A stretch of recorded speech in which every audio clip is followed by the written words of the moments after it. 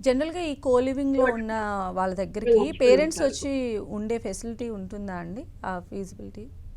I think it depends on ఆ setup అండి. హ్మ్. కొన్ని ఆర్గనైజేషన్స్‌లో ఐ థింక్ పక్కన ఏదో గెస్ట్ రూమ్ లాగా అలా ఉంటుంది.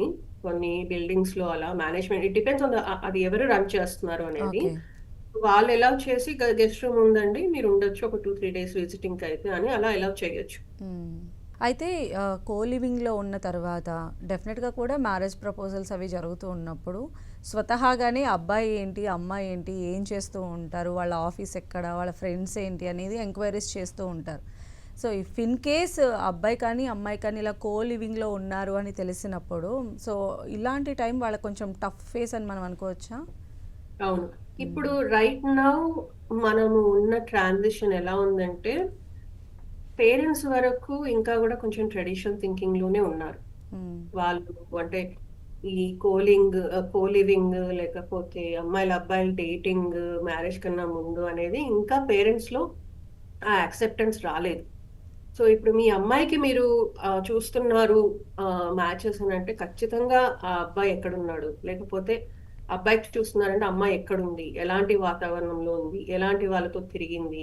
సపోజ్ ఆ పక్కన రూమ్‌మేట్ డ్రగ్స్ చేసేవాడు అని తెలిస్తే, ఈ అబ్బాయి చెయ్యకపోయినా కూడా ఒక డౌట్ అయితే వస్తుంది. అవును. మరి ఇంపాక్ట్ వాళ్ళిద్దరు ఉంటుంది. ఫ్రెండ్స్ కదా! హ్మ్. మరి చేయకుండా ఉండుంటాడా? అనేది ఒక డౌట్ అయితే వస్తుంది. సో, హ్మ్. ఈ కో లివింగ్‌లో ఉన్నప్పుడు మనము ఎలాంటి వాళ్ళతో పక్కన మన రూమ్‌మేట్స్ లేకపోతే మన ఫ్లోర్‌లో ఎలాంటి వాళ్ళున్నారు అనేది కూడా చూసుకోవడం అవసరం.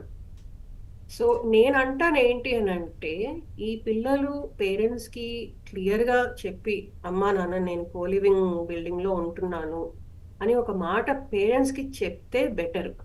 హ్మ్. ఎందుకంటే అట్‌లీస్ట్ వాళ్ళు మాట వినకపోయినా పేరెంట్స్‌కి వాళ్ళకేంటంటే ఓకే. నేను మినిమమ్ సెక్యూరిటీ చెక్స్ అన్నా నేను చూసుకుంటాను.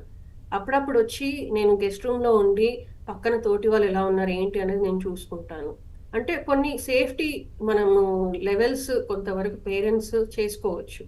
అంతా ఓకేనా? సేఫ్‌గానే ఉందా? పక్కన వాళ్ళు బానే ఉన్నారా? మనలాంటి బిహేవియర్‌లో ఉన్నారా? లేకపోతే వేరే లెవెల్‌లో ఉన్నారా? సో, అప్పుడు కనీసం మన పిల్లలకి చెప్పుకునే పరిస్థితి ఉంటది. అమ్మ, మేము కో లివింగ్ వద్దనట్లేదు. ఇది సేఫ్ కాదు అని చెప్పొచ్చు. మనం ఒక లాజిక్ ఇవ్వచ్చు వాళ్ళకి. అలానే అంటే రీసెంట్ టైమ్స్‌లో అంటే మ్యారేజ్ అయిన వాళ్ళు కూడా ఈ కో లివింగ్‌లో ఉంటున్నారనేటువంటి న్యూస్ కూడా ఉంది కదండీ. అంటే జాబ్ రీత్యా ఇక్కడికి రావటం కానీ, ఉండటం కానీ చేయడం ఇలా చేస్తూ ఉన్నారు. సో, దాన్ని మనం ఎలా అర్థం చేసుకోవాలంటారు? అంటే మీరనేది స్పౌస్ విలేజ్‌లోనే ఉండి ఒక్క పర్సన్ మాత్రమే ఇక్కడ ఉండి ఆ! జాబ్ అవును. చేసుకున్నట్టుగా. ఓకే. అంటే అంటే మోస్ట్‌లీ ఏ రీత్యా అయినా వచ్చుండొచ్చు. మేబీ అహా! ఉద్యోగం రీత్యా వచ్చుండొచ్చు. లేదంటే ఏదైనా ఓకే. కోర్స్ నేర్చుకోవడము. సమ్ ఇలా వస్తారు కదా! వచ్చినప్పుడు కూడా రైట్. వాళ్ళు రైట్. ఇలాంటి అవును. వాటిల్లో షెల్టర్ తీసుకుంటున్నారు. అంటే ఇంకా వాళ్ళు కపుల్‌గా సెటిల్ అవ్వలేదు హ్మ్. అన్నట్టుగా.